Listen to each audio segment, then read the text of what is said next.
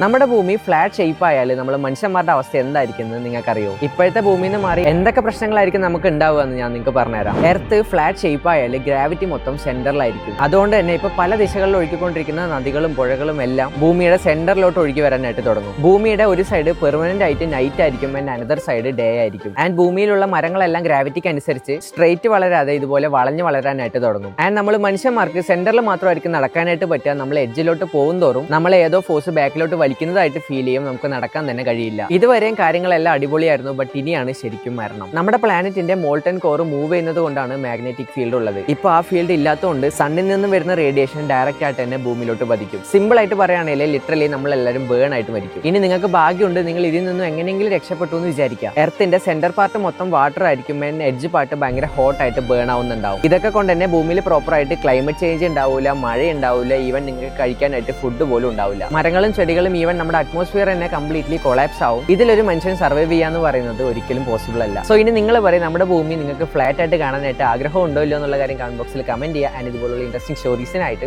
Follow ചെയ്യുക.